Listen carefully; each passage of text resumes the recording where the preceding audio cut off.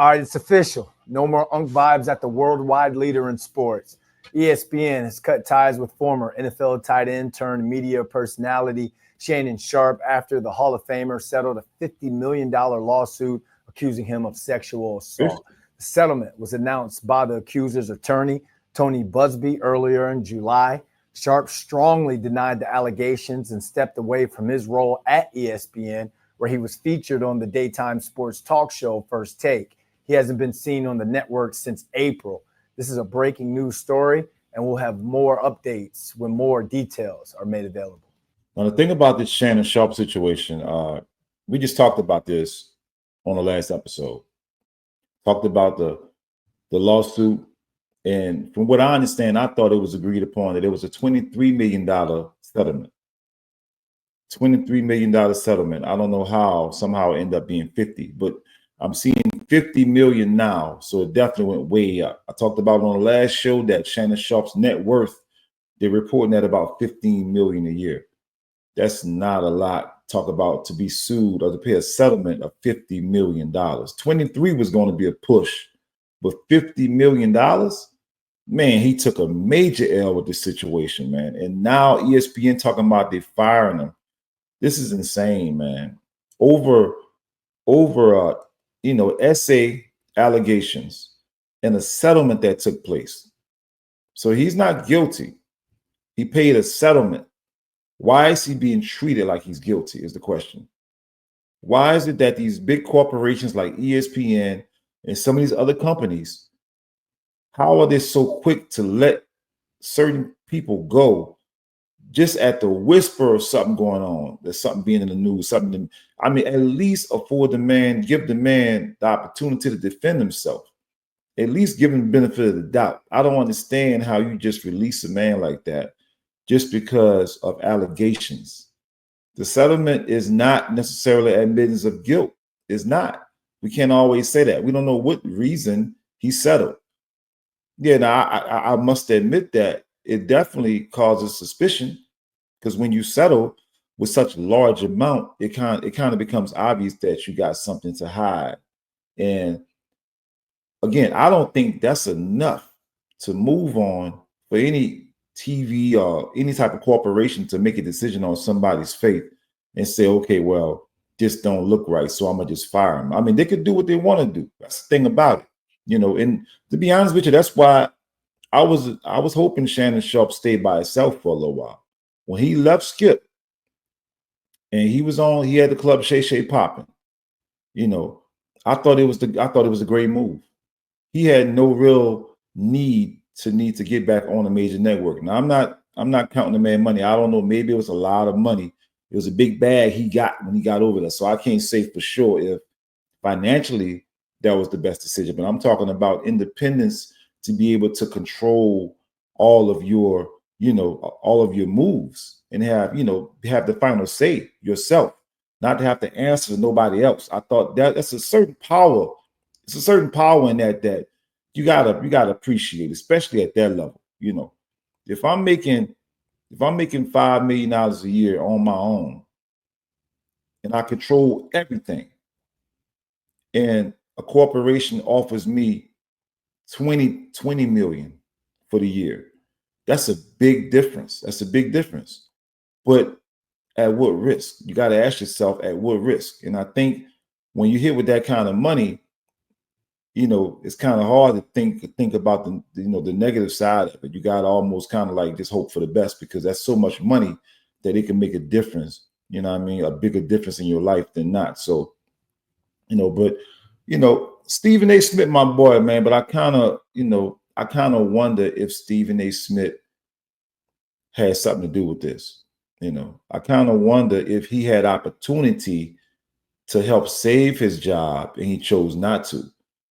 I'm not trying to blame Stephen A. I don't know that for sure, but I'm saying, though, Stephen A. has a lot of pull at ESPN, bro. We all know that. Stephen A. is the top dog. If Stephen A. would have went there and say, that's my boy, we have good shows together, the ratings are high, we need to get him back in here, I think they would have got him back in there. The same way LeBron James, had that kind of power. I don't know about right now because Luka's the man, but The same way LeBron James had that kind of power over the Lakers organization, I believe that Stephen A has that kind of power at ESPN. He can bring in who he wants to as an analyst, or he can get fired who he wants to as an analyst. And I just wonder if he would do something so snakish to get this man fired for whatever reason. I don't know. That's something will yet probably be disclosed. We'll see how it goes and stuff. But it's just sad, man. The whole situation is just terrible. And you look at the fact that it all came from a decision to have sex with an OnlyFans model. This white 19-year-old girl, Shannon Sharpe, has, went viral for making the announcement that he's going to date his wage and not his age. A lot of people will say to him, how's that working out for you? Because at this point, you lost a whole lot, bro. You lost a whole lot, bro. You could have had a family. You could have found you a black queen or a white woman. Look, whatever you do is your business. Point is, you could have found one woman. You could have probably had a family or had some type of a, solid foundation where you're not kind of just out there just dealing with these randoms to where this kind of thing could happen. These are the risks that men take when they have sex with women. I'm just going to say it like that. When men in 2025, when a man has sex with a woman, it is so many risks, so many things at risk. A man risks so much having sex with a woman. We're not talking about just disease. We're not talking about just having a baby. We're not talking about just feelings getting involved and things being complicated because now she's hurt. She's emotionally just, gone. We're not talking about that. We're talking about the fact that criminal charges can be brought against you if she chooses to. If she gets mad at you, if she decides that, you know what, you pissed me off, I know how to get you back. She could make a claim that can't be proven by nobody else because only you and her was in that room.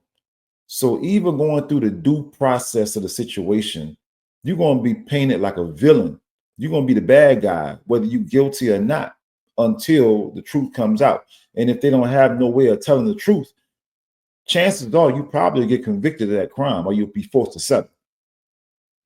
And it's just sad because we live in a day and age, like I said before, that men got to think twice having casual sex. You got to think twice about dating your wage and not your age. You got to think twice about how you move, man. You can't just jump in the sheets with anybody. You can't do it. This ain't that time. This ain't that era, And a lot of women, they're wondering why men are less aggressive. Well, when you look at situations like this probably would answer your question. Men have a lot to lose. We are in the era of Me Too. The Me Too era has totally frozen men in a lot of cases. I'm not saying every case, but in a lot of cases, the Me Too era has caused a total fallback of most men. I mean, they're just totally just withdrawn from approaching women, from being aggressive towards women, or any type of motion towards things that used to be deemed as manly. Men just like falling back, like, instead of just walking up to a woman in a club or walking up to a woman in the street, men are being more strategic now because they don't want to get hit with a lawsuit. Men that might be at work, they might have a coworker they like or whatever, that people typically meet in common areas. That's where people meet each other at, the job, the neighborhood, stuff like that. If a man don't feel comfortable walking up to you at the job, at the workplace, and say, good morning, can I buy you a cup of coffee or whatever? If a man can't, say hello to the neighbor or whatever, that's sloppy. You never, shit where you lay your head, but that's another story. But I'm just saying, you get what I'm saying, though. If a man can't approach a woman in a way and not feel like he's going to be hit with a charge or he could be hit with some type of charge, he probably just won't do it. He probably just won't do it. He probably going to play the safe route. And the more and more these manosphere and red pill spaces get to talking and just in exposing these realities that men have to face and talk about how they got to protect themselves, they're constantly arming themselves, and some men are getting negative outlooks on relationships in general. They don't even want to date no more. They don't even want women no more. I'm not saying they want to be gay. Probably in some cases, who knows? You know, I don't see how a man can make that choice. All these women out here, but anyway, that's every man got to, you know, every man got to make their own decision, right? But you know, it comes to a point where men are just going to fall back totally. You know, in a society, in the justice system, judicial system is making it to where they're feeding into it. You know, I'm not saying that if he did something wrong, he shouldn't be punished for it. But what I am saying is that we got to stop allowing the system to utilize that type of crime in a way to where a woman could just snap her fingers and the man loses everything. I'm talking about everything. This is insane. There's a lot of women. I know a lot of women right now that feel like this was dirty. This was wrong. This was an OnlyFans model. She made a life off of selling her body. You know, it was a sexual encounter, regardless of her age. I know a lot of people getting hung up on that age thing, which I do understand. A 56-year-old man with a 19-year-old, 20-year-old girl is absurd. But aside from that, you know, it was sex. And the fact that she put the charges on him, was able to do it, and you know, it's just sad, man. And I think that it's got to be a lesson to men moving forward. They got to be able to see that, you know, especially pro athletes, celebrities, you got to be able to see that you can't move like that, man. You can't move like that. You know, right now, this time and era, I can understand now why R. Kelly or P. Diddy and all of them seem like they was recording their sex. You know, first time I heard, you know, people say that P. Diddy was recording sex acts and stuff like that, or R. Kelly was recording sex acts. Now these were actually sick people, by the way. But the fact of the matter is, I think that most people, celebrities, would probably benefit by recording it, because just in case that female decides to say tomorrow, "Oh, I was raped," and a guy can say, "Okay, oh, you was? Well, I got it on camera, and it shows everything, and you was not raped." And that could be his defense. You dig? So anyway, man, it's a crazy situation. You know, I am rooting for Shannon Sharpe. I like Shannon Sharpe a lot. You know, at the end of the day, I think he's gonna get hired somewhere else. He's gonna get a job somewhere else. I think so. I'd rather him stay independent, because I think honestly that's probably the best outlet for him. So he can have full control. This shit won't happen again. But he probably gonna get hired at another network. I wouldn't be surprised, in some form or fashion. And we probably gonna see him again soon talking about football in some way, shape, or form outside of his own podcast. But we're gonna monitor that situation, and we're gonna see how it go forward.